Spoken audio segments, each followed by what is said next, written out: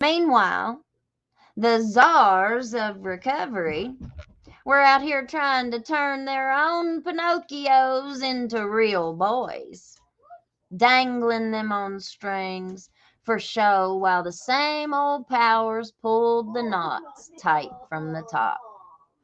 Mullins, Robinson, and the rest of the puppeteers, they weren't preaching freedom.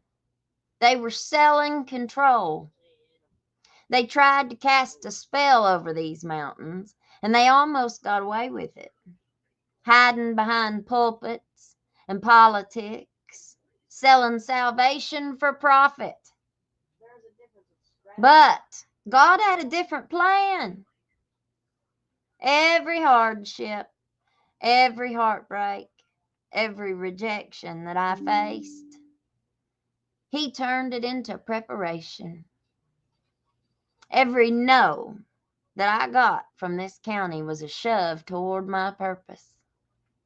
And that purpose was hillbilly crime.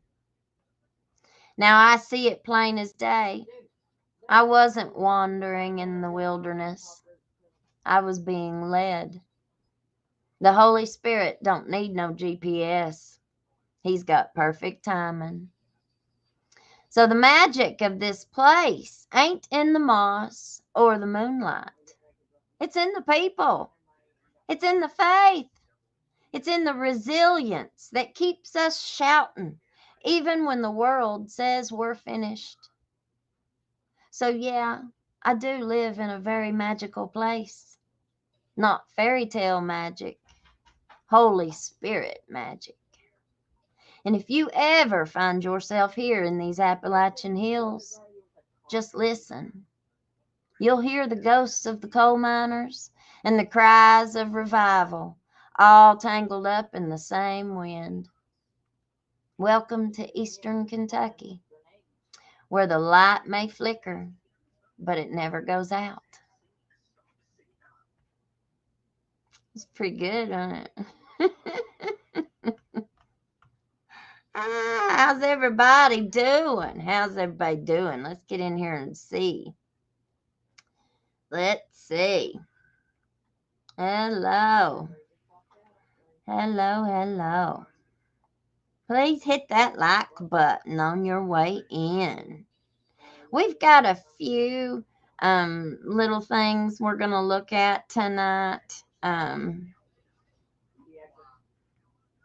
We're going to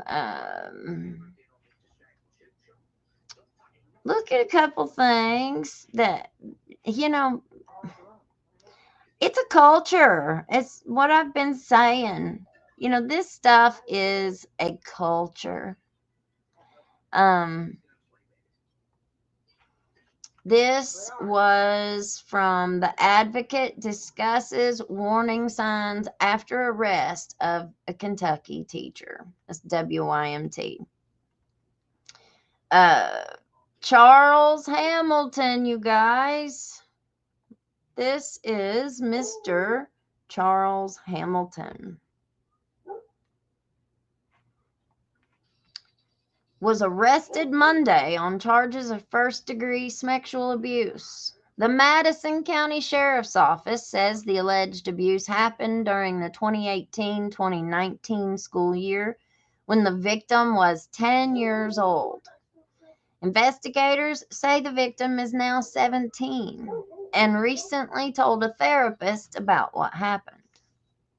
According to Hamilton's criminal complaint warrant, the alleged abuse occurred in a bathroom during a power outage. The student was only in 5th grade at the time. Madison County Schools leaders say Hamilton taught at Boonesboro Elementary School, but also coached girls soccer at Caudle Middle School. Sheriff's deputies say after the Department for Community-Based Services investigated, he was charged with first-degree sexual abuse. School district officials say Hamilton has been on administrative leave since September 8th, the day they received notice of the investigation. Jana Eastep Jordan with Prevent Child Abuse Kentucky says 50% of the time in child abuse cases, the perpetrator is in a position of power. Do you hear that? 50% of the time.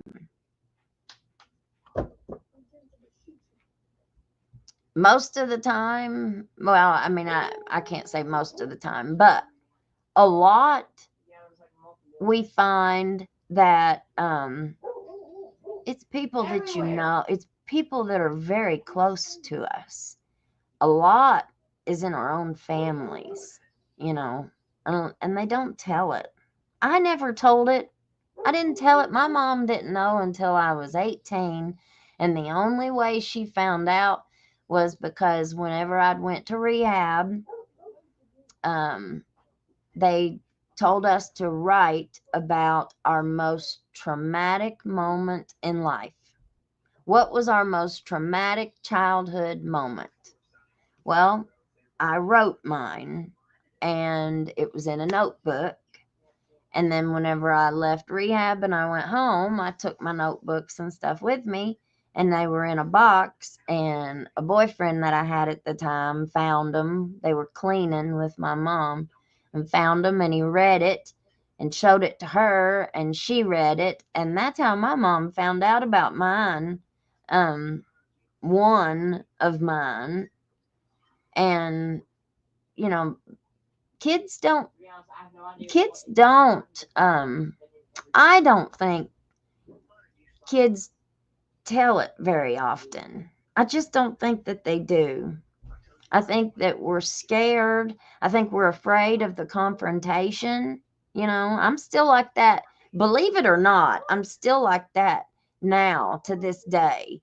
Like whenever that old man came up against me in church in the prayer circle and pressed himself up against my backside, I just froze. Like so many people were like, I would have slapped his face. You gonna slap somebody in church up at the prayer circle? I couldn't do that. But I just froze. Like I couldn't even turn around and look at him. Like I didn't even know who it was at first. All I knew was I felt something up against my hind end, and I knew exactly what it was. You know, it was very upsetting. And I was an adult. This just happened like several years ago at my church. It could be a family friend, could be a neighbor, could be somebody at church, could be that educator, Jordan said. Jordan says arrests like these spark conversations statewide about child sexual abuse. She said it's important to teach children that even people who are in power should not cross boundaries. You know, it's okay to talk to our kids and tell our kids, you know, if anybody ever touches you and it makes you and it makes you feel uncomfortable, that's a no-no, you know. And a lot of times, I know I was ashamed. Like I felt like I was a guilty party, even though I was like in third grade. You know, I don't think it was a relationship there, Matt Easter. Even though, you know, I was old enough to tell. I was old enough to know that what he was doing was wrong.